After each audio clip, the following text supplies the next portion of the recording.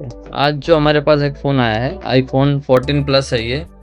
और इसमें इशू है कि इसका बैक कैमरा बंद है, 0.5 1x दोनों बंद है। और वाईफाई देखो परमानेंट डिसेबल हो गया, वाईफाई भी नहीं चल रहा है। फ़ोन की जो हिस्ट्री है, फ़ोन गिरा हुआ है और हमने एक बार इसकी लेयर को रिपेयर करके देखा, लेयर बना के, लेकिन रिंग से कुछ ट्रैक ओपन है जो डायरेक्ट सीपीयू में जा रहे हैं। तो इसकी जो रिंग रिप्लेस होती नहीं है। तो इस वीडियो में क्या है कि स्वैपिंग का प्रोसीजर है कि जब ऐसा केस कोई आ जाए, गिरा हुआ फ़ोन रहे और रिंग से ट्रैक ओपन हो जाए। देखो, अगर कोई एक फ़ॉल्ट रहता तो हम रिंग से जंपर वगैरह भी ट्राई करते थे, लेकिन जो रिंग से मल्टीपल फॉल्ट है, बैक कैमरा भी बंद है, वाईफाई भी बंद है, और दूसरा जो हमने ट्रैक उसकी चेक करी वो डायरेक्ट सीपीयू में जा रहा है। तो इसमें रिंग रिप्लेस सक्सेस नहीं है आईफोन के अंदर। पहले कुछ मॉडलों में था, आईफोन एक्स वगैरह में रिंग रिप्लेस हो जाती थी, लेकिन अभी के जो मदरबोर्ड है वो काफ़ी ज़्यादा पतले मोड है। अगर आप एक बार इसको रिंग निकालोगे तो आपका सक्सेस होने के चांसेस बहुत ही कम हो जाते हैं। तो इससे बेस्ट है कि आप उसको स्वैप कर दो, ये कंडीशन आती है तो अभी हमने इसको डायग्नोस किया था, इसके काफ़ी सारे ट्रैक जो सीपीयू से मिस थे, तो जिस वजह से वाईफाई और बैक कैमरा दोनों बंद थे। तो डिसीजन लिया कि हम स्वैप करेंगे। स्वैप करने के लिए सबसे पहले हम ग्लू वगैरह कटिंग कर लेते हैं। अब जो ये वाली सीपीयू है, ये मतलब ये बोल लो कि लोअर बोर्ड में सीपीयू लगी हुई है और आसपास में ब्लेड डालने की जगह थोड़ी कम रहती है। तो इस वजह से मेरे हिसाब से तो अगर हम इस रिंग को कट करके सीपीयू को निकालें तो आपके सीपीयू डैमेज होने के चांसेस बहुत ही कम हो जाते हैं। अगर आप बिना कट करे निकालेंगे तो देखो, ये ऐसा नहीं है कि अब मैं बोल रहा हूँ कट करके निकालो तो आप कट करके निकालो। अगर आपको ऐसा लगता है कि आप में कॉन्फिडेंस है कि आप बिना कट करके निकाल सकते हैं तो कोई बात नहीं, आप बिना कट करके निकाल लीजिए। बट मेरे हिसाब से, अगर मेरी राय है तो मैं इसी तरीके से जाता हूँ, क्योंकि मुझे सीपीयू सेफ निकालना है और कस्टमर को फ़ोन बना के देना है, इसलिए मैं ये तरीके से जाता हूँ। बाकी अगर आपको ऐसा लगता है कि बिना रिंग कट करे भी आप सीपीयू निकाल के रिवॉल्व कर लेंगे या अच्छे से निकल जाएगी, तो कोई बात नहीं, आप अपने हिसाब से भी जा सकते हो। मुझे जो बेस्ट लगता है वो मैं मेरी वीडियो में दिखाता हूँ।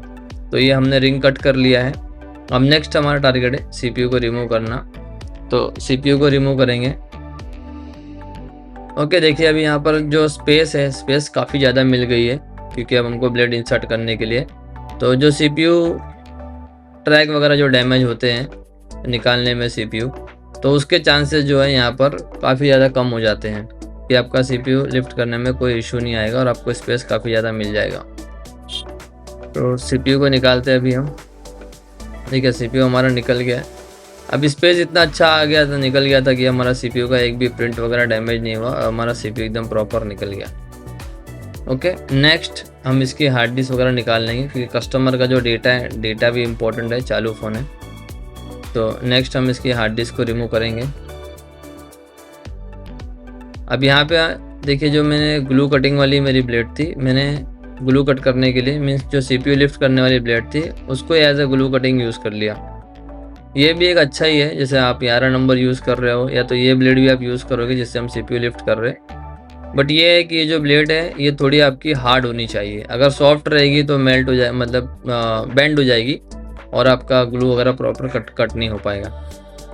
तो ये हमने हार्ड डिस्क को भी निकाल लिया है। नेक्स्ट, ये सील्ड के अंदर हमारी NFC IC रहती है। NFC IC कंपलसरी डालना है, नहीं डालेंगे तो फिर आपका डाटा का इशू आएगा, अटेम्पिंग डाटा रिकवरी मोड पे चले जाएगा। तो हमने सील्ड निकाल दिया, NFC IC को निकाले नहीं है। अब नेक्स्ट हम सबसे पहले सीपीयू को क्लीन कर लेंगे। 138 यूज़ करना है आपको, और आयरन का जो टेम्परेचर है वो आप इसको रखना है 300 आयरन का जो टेम्परेचर है वो रखना है। सीपीयू पे 350 या 400 आयरन ना यूज़ करो तो बेटर है। ओके, सिर्फ आपको हल्का हल्का ऊपर से ग्लू को क्लीन कर लेना पड़ेगा।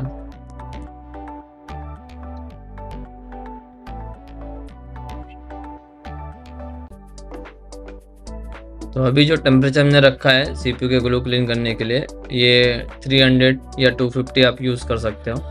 और जो ब्लेड हम यूज़ कर रहे हैं ग्लू क्लीनिंग करने के लिए, देखो ये जो इससे हम सीपीयू रिमूव कर रहे हैं वही ब्लेड यूज़ कर रहे हैं।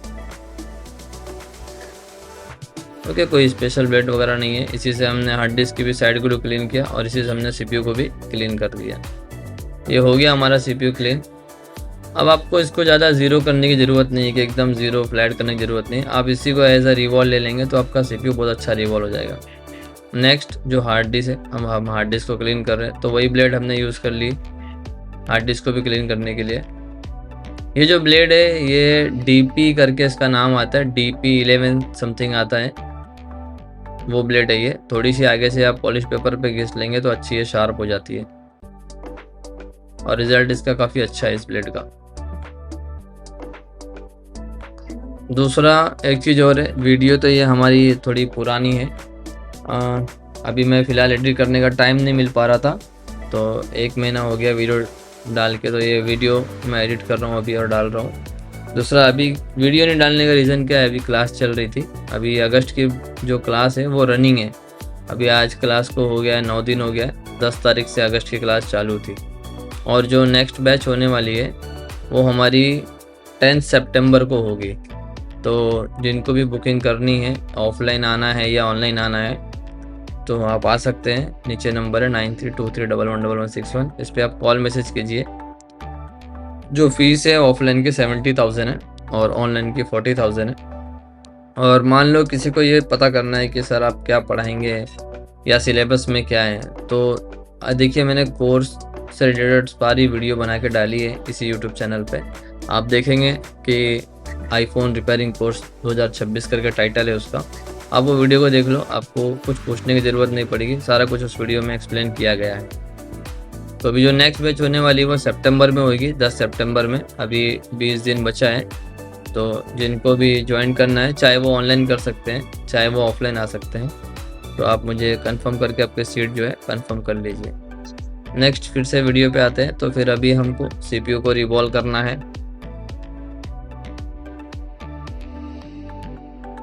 पहले अच्छे से CPU को क्लीन वगैरह कर लेंगे, जाली वगैरह क्लीन कर लेंगे, फिर 183 का जो PPD है वो यूज़ करना है। PPD सबके अलग अलग चॉइस है, मेरे हिसाब से मांड की कंपनी जो 183 आती है, या आमोई की एक कंपनी आती है 183, ये PPD काफ़ी अच्छी है। अभी देखिए हम रिवॉल्व करेंगे तो रिज़ल्ट क्या आएगा इस PPD से। ओके, अभी एक बार हिट करेंगे, काफ़ी अच्छा रिजल्ट है इस PPD का। मैं पर्सनली ये PPD यूज़ करता हूँ।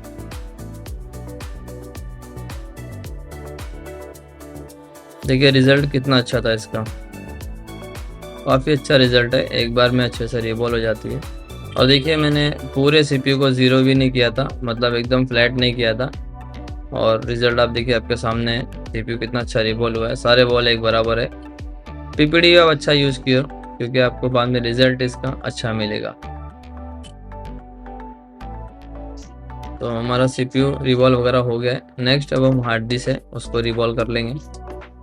थोड़ा डस्ट वगैरह है तो उसको अच्छे से क्लीन कर लेना। ये हमारा हार्ड डिस्क और ये दोनों रिवॉल्व हो गया है। अब हमारे पास एक दूसरा बोर्ड है जिसमें से CPU ऑलरेडी हमने निकाल के रखा है।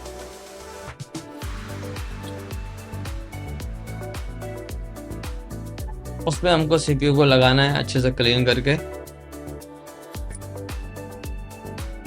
ओके, ऑलरेडी हमने इसको क्लीन करके रखा है।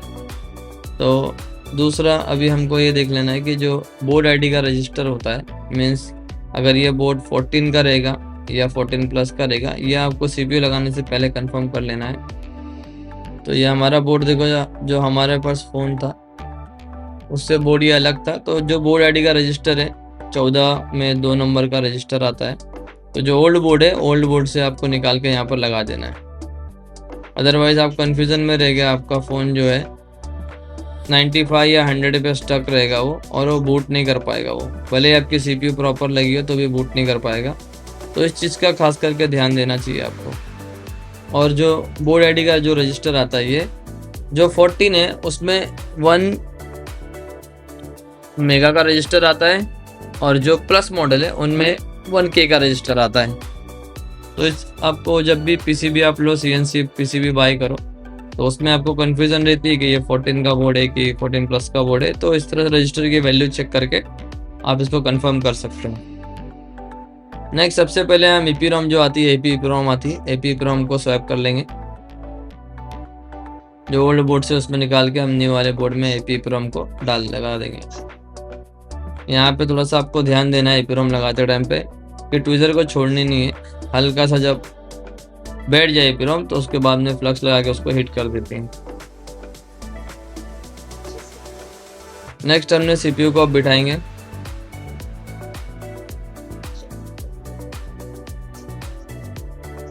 थोड़ा डस्ट वगैरह कुछ रहेगा तो उसको क्लीन कर लेना अच्छे से देख के, फिर हम सीपीयू को बिठाएंगे। अभी यहाँ पर देखो पीछे पावर ऐसी लगी है तो कई बार वो लीक हो जाती है। सीएनसी बोर्ड भी यूज़ करते हैं कई लोग तो भी पावर लीक हो जाती है। तो उसमें क्या है कि आपको जो टेम्परेचर है वो कम यूज़ करनी है। मीन्स आप अगर टेम्परेचर 340 यूज़ करोगे और एयर आप रखोगे 70 वगैरह तो आपकी पावर लीक नहीं होती है। चाहे सीएनसी बोर्ड हो चाहे क्लाउड बोर्ड हो, आपकी पावर पीछे से लीक नहीं होगी। देखो सीपीयू रिबॉल हो चुका है तो उसको अब 350 या 400 टेम्परेचर की ज़रूरत नहीं है। तो बिठा देने पे आप टेम्परेचर को कम कर लिया करो, आपकी पावर जो है लीक होने के चांसेस बहुत कम हो जाएंगे इसके अंदर। अभी फ़िलहाल तो मैं छोटा नोज़ल यूज़ कर रहा हूँ, अगर आप बड़ा नोज़ल यूज़ करोगे, अभी जो मेरा टेम्परेचर है 350 है क्योंकि नोज़ल मेरा स्मॉल है। अगर मेरा नोज़ल बड़ा रहता तो मेरी टेम्परेचर 330 या 340 रहती थी, ज़्यादा टेम्परेचर रहती नहीं थी। क्योंकि जस्ट सीपीयू के जस्ट पीछे पावर ऐसी लगी है तो कभी भी उसके बॉल आउट हो जाएंगे तो फिर आपको रिबॉल करनी पड़ेगी, वो प्रोसीजर थोड़ा और लेंदी हो जाएगा, आपको लंबा हो जाएगा। तो इससे अच्छा है कि जब आप रिबॉल करने के बाद सीपीयू को लगा रहे हो तो टेम्परेचर थोड़ा सा कम यूज़ कर लो।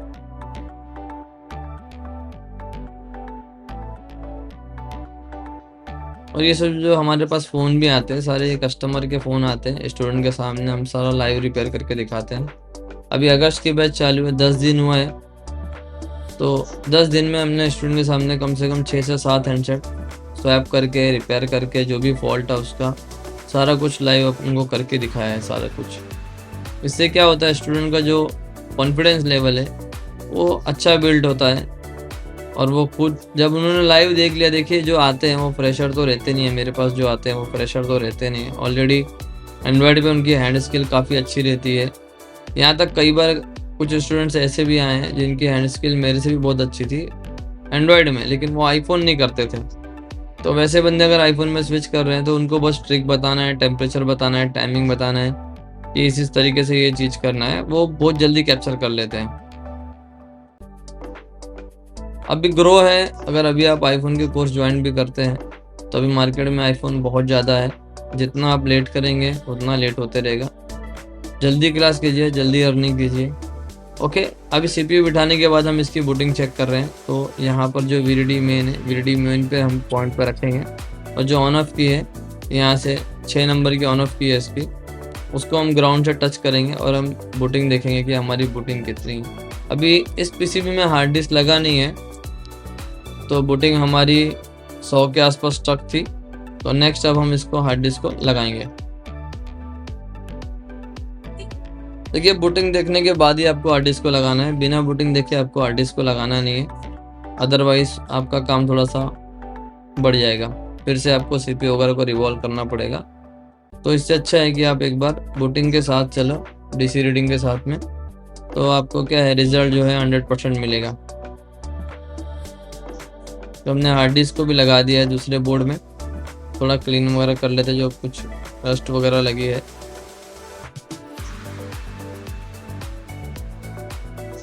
क्लीनिंग में थोड़ा आपको खास करके ध्यान देना है, क्लीनिंग आपकी जितनी अच्छी रहेगी आपका आंसर रिपीट भी नहीं आएगा। ओके, हार्ड डिस्क लगाने के बाद हमने फिर से बूटिंग चेक कर रहे हैं उसकी कि अब हमारा जो फ़ोन है नॉर्मल टर्न ऑन हो जाना चाहिए। ओके, तो फ़ोन हमारा नॉर्मल टर्न ऑन हो गया है। तो नेक्स्ट हम क्या करेंगे, एलसीडी वगैरह लगा के इसके अंदर चेक करेंगे।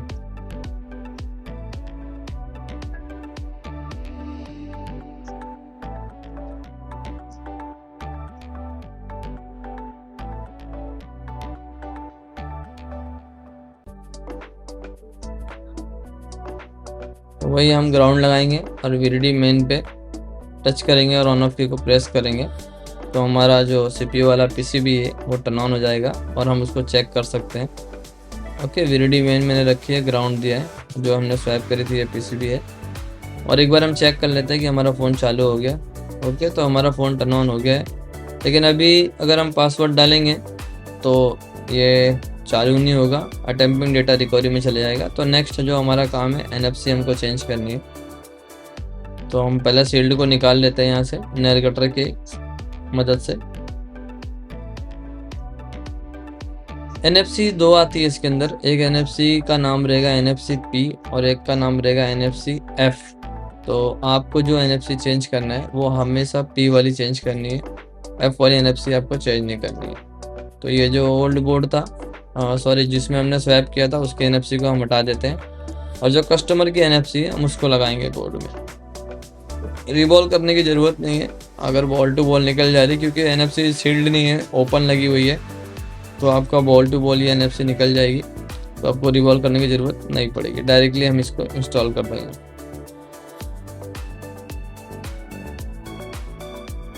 एनएफसी लग जाएगी तो जब आप पासवर्ड डालोगे तो आपका फ़ोन डायरेक्ट मेनू में चले जाएगा। ठीक है, एनएफसी हमने लगा दी है पी वाली। एफ वाली एनएफसी नहीं लगाना है, फिर से मैं रिपीट करता हूँ, खाली पी वाली एनएफसी आपको लगाना है। तो हमने एनएफसी को भी लगा दिया है। थोड़ा क्लीन वगैरह कर लेते हैं इसको। नेक्स्ट अब हम जो इसकी अपर वाली पीसीबी थी इसको हमको क्लीन करना है अच्छे से, क्योंकि अभी हम ये टेस्टर में हमको लगा के चेक करना है कि हमारा मॉडेम वगैरह, आईएमआई वगैरह, वाईफाई वगैरह जो प्रॉब्लम था, कैमरा वगैरह, वो सब ओके चल रहा है कि नहीं चल रहा है। तो उसके बाद में आपको लेयर बनानी है। और दूसरा, जब भी आप टेस्टर में चेक करने जाएं तो आप इसको क्लीन कर लेना है। अदरवाइज़ अगर यहाँ पर बॉल कुछ भी बड़े वगैरह रहेंगे तो जो आपको टेस्टर की पिन है वो ख़राब हो जाती है। तो मेक श्योर कि आपको हमेशा क्लीन करने के बाद में ही इसको चेक करना है टेस्टर पे। आपको टेस्टर काफ़ी महंगे आते हैं, एक गलती की वजह से आपका नुकसान हो जाएगा।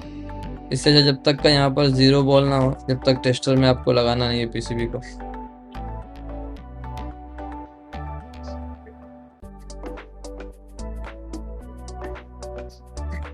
ये हमने पूरा अच्छे से क्लीन कर लिया है लेयर को। नेक्स्ट इसको क्लीन कर लेंगे, क्योंकि टेस्टर में लगाने से पहले फ्लक्स वगैरह भी पीसीबी में कुछ नहीं होनी चाहिए, नहीं तो क्या होती है, पिन आपकी जाम होती है। जैसे फ्लक्स वगैरह जाएगा पिन के अंदर तो पिन आपकी जाम हो जाएगी और कई सारी पिन टच नहीं हो पाएगी, तो फिर आपके फ़ोन में कुछ ना कुछ इशू आएगा। आपको लगेगा कि मैंने स्वैप किया है, तो इशू वहाँ से है, लेकिन वो इशू वहाँ से नहीं होती है। जो आपके पिन वगैरह प्रॉपर टच नहीं होते या जाम हो जाते हैं या अंदर पिन चली जाती है, तो कई बार टेस्टर भी ख़राब ही रहते हैं।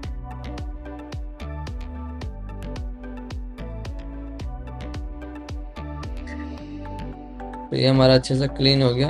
अभी हम चेक करते हैं। देखिए मेरे पास कॉन्ली का टेस्टर था ये, लेकिन ये मेरे हिसाब से थर्ड क्लास टेस्टर है कॉन्ली का जितने भी टेस्टर है ना, कोई अच्छा टेस्टर नहीं है। खाली प्राइस हाई है, लेकिन टेस्टर के पिन वगैरह की क्वालिटी वगैरह सही नहीं है।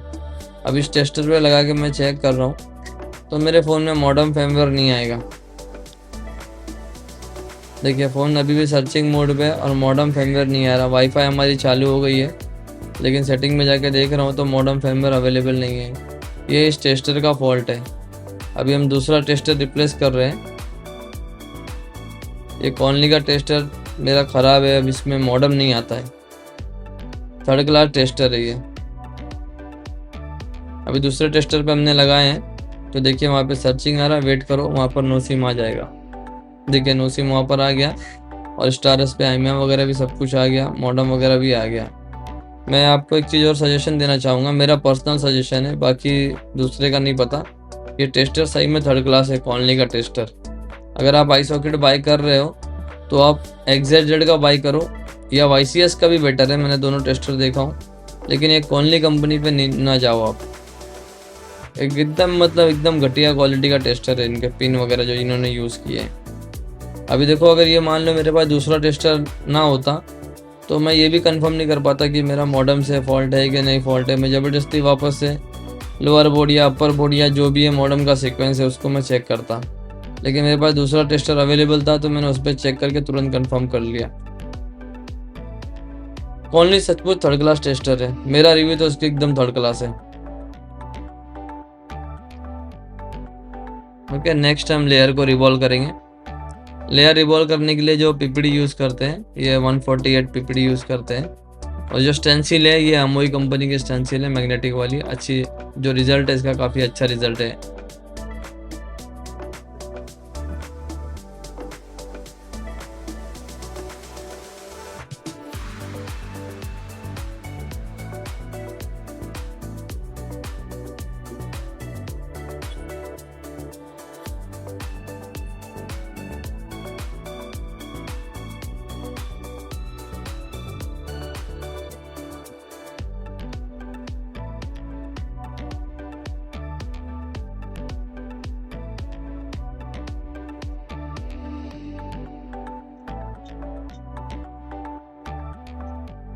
कि पीपीडी हमारी अप्लाई हो गई है। नेक्स्ट आपको हल्का सा कॉटन या कुछ ऊपर से एक बार अप्लाई कर देना, उसके बाद में स्टेंसिल को रिमूव कर लेना।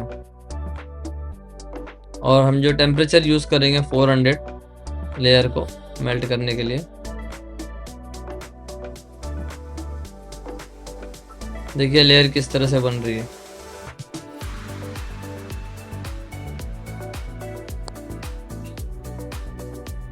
ठीक है, थोड़ी बहुत बॉलें रह गई है तो हम क्या करेंगे, जो स्टेंसिल में बॉल रहती है डायरेक्ट स्टेंसिल को रखेंगे और ऊपर से उसको हीट कर लेंगे। देखिए नीचे से कुछ बॉलें जो छूट गई थी वहाँ पे फ्लक्स लगा के और हम एक बार हीट कर लेंगे ऊपर।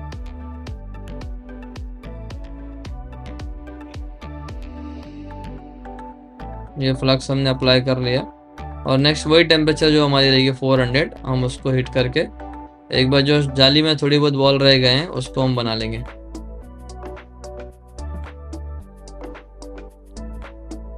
इसमें आपका दो बेनिफिट हो जाएगा, आपको वापस से फ्लक्स यूज़ भी नहीं करना पड़ेगा और जो स्टेंसिल में थोड़ी बहुत बॉल रह भी गई है वो आपकी वापस से अच्छे से बन जाएगी।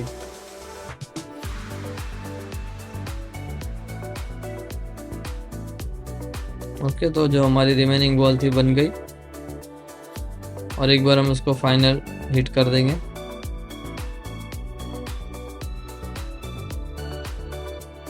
फ्लक्स ऑलरेडी लगा हुआ है लेयर में, लेकिन थोड़ा बहुत फ्लक्स जहाँ पे कम है वहाँ पर हम हल्का फुल फ्लक्स जो है अप्लाई कर लेंगे।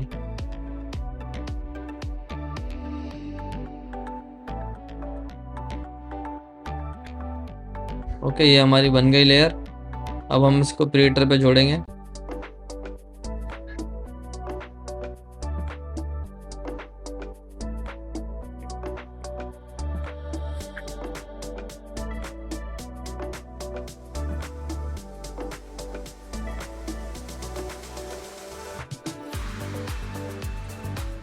ओके, टेम्परेचर जो रखना है प्री हीटर का आपको 200 के आसपास टेम्परेचर रखना है। तो जब टेम्परेचर रीच हो जाए तो बंद कर देना है, इसको हल्का हल्का हम ठंडा कर लेते हैं।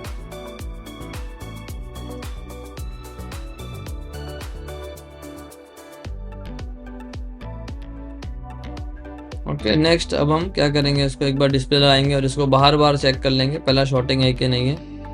बैटरी कनेक्टर पे तो शॉर्टिंग वगैरह नहीं है, तो हम क्या करेंगे, इसको टर्न ऑन करेंगे और पहले बिना मिडल में लगाए हुए चेक कर लेंगे हमारा सब कुछ फंक्शन नॉर्मल है। अगर मॉडेम वगैरह आ रहा है तो फिर हम इसको पीसीबी में पैक करेंगे मिडल में। ओके, डिस्प्ले लगा के अभी हम इसको पहले चेक करते हैं बाहर बाहर।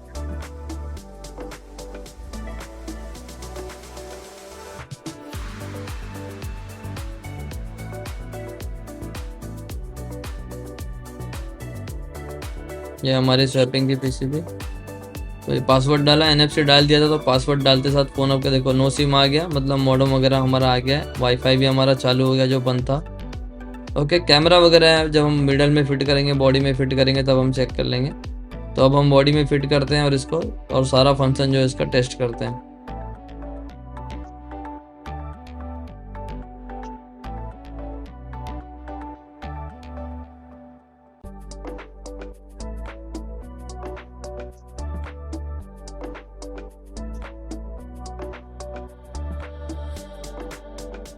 देखिए जो इसमें रिजल्ट आता है वो क्लीनिंग का है। आप जितना अच्छा क्लीनिंग करेंगे और स्टेप बाय स्टेप फॉलो करेंगे तो फिर आपको रिजल्ट मिलेगा ही मिलेगा। ये स्क्रू वगैरह लगा देता हूँ मैं मदरबोर्ड पे, क्योंकि अब हमको फाइनल फिट ही करना है फ़ोन को पूरा चेक करके, तो स्क्रू वगैरह मैं मार देता हूँ।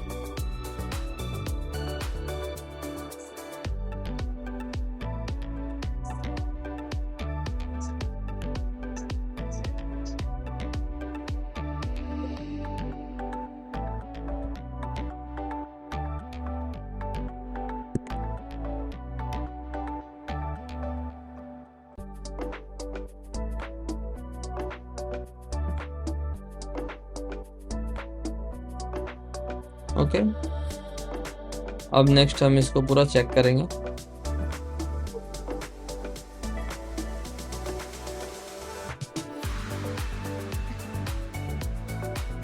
बैक पैनल लगा लेना है, नहीं तो 3 मिनट में आपका रिस्टार्ट मारेगा। ये हमारा शॉपिंग पीसीबी आ गई है। अब जितने भी फंक्शन है सारे टेस्ट करेंगे, जैसे volume down, volume up, silent की, और कैमरा हमारा बंद था, जो कैमरा चालू हो गया।